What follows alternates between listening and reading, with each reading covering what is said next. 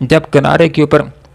کشتی لگ جاتی ہے لوگ وہاں پر چلے جاتے ہیں، وہ جہاز کہ جو پانی کے اندر ڈوب رہا ہوتا ہے، لوگ اس وقت اللہ رب العالمین کے ساتھ وعدے کر لیتے ہیں، نیتیں کر لیتے ہیں کہ اگر اللہ رب العالمین نے بچا دیا تو اپنی اصلاح کر لیں گے، درست ہو جائیں گے۔ لیکن جس وقت پار ہو جاتے ہیں پھر شرارتیں شروع کر جاتے ہیں، پھر انہی گناہوں کے اندر آ جاتے ہیں، تو ان کو ذہن کے اندر یہ بات یاد رکھنی چاہیے کہ وہ پروردگار جو پانی کے اندر ڈبو سکتا تھا، وہ چاہے تو ان خشکیوں کے اندر بھی زمین کو حکم دے سکتا ہے، زمین ہمیں اپنے اندر نسا دے سکتی ہے، جیسے کہ قارون کو اللہ رب العالمین نے زمین ہی کے ذریعے سے پکڑ لیا تھا۔ الا رحمتا منا، مگر یہ ہماری طرف سے ایک رحمت ہی ہوتی ہے، وہ متاعن، اور فائدہ اٹھانے کا ایک موقع دینا ہوتا ہے، الہین ایک وقت تک، موت تک اللہ رب العالمین موقع دیتے ہیں انسانوں کو، کشتیاں پار لگتی رہتی ہیں، لوگوں کے سفر طے ہوتے رہتے ہیں۔ تو محترم سامعین، ایک واقعہ بھی مفسرین حضرات ذکر کر لیتے ہیں کہ جب مکہ فتح ہو جاتا ہے اور کچھ لوگ بھاگ جاتے ہیں، بھاگنے والوں کے اندر ایک اکرامہ رضی اللہ عنہ بن ابی جہل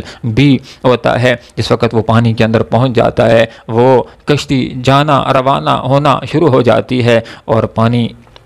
کے اندر کشتی ہچکولہ کھانا شروع کر دیتی ہے، پانی کے اندر طوفان آ جاتا ہے۔ وہاں پر لوگ لات کو پکارتے ہیں، منات کو پکارتے ہیں، عزا کو پکارتے ہیں، اساف کو پکارتے ہیں، نائلہ کو پکارتے ہیں، لیکن بالآخر وہ طوفان تھمنے کا نام نہیں لیتا اور کشتی الٹنا چاہتی ہے۔ تو وہاں پر اللہ یہ اعلان کرتا ہے کہ اگر یہاں پر ہمیں اس عذاب سے، اس سیلاب سے،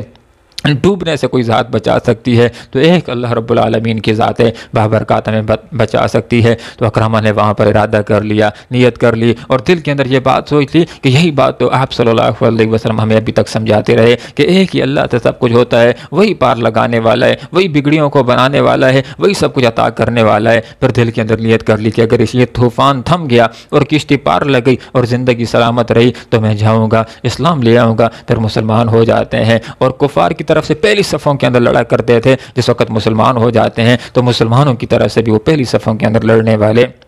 بہادروں کی طرح لڑنے والے تھے۔ تو فرمایا الا رحمتا منا، مگر ہماری طرف سے رحمت ہی ہوتی ہے، وماتعن، اور فائدہ اٹھانے کا ایک موقع دینا ہوتا ہے، الہین ایک وقت تک۔ تو محترم سامعین،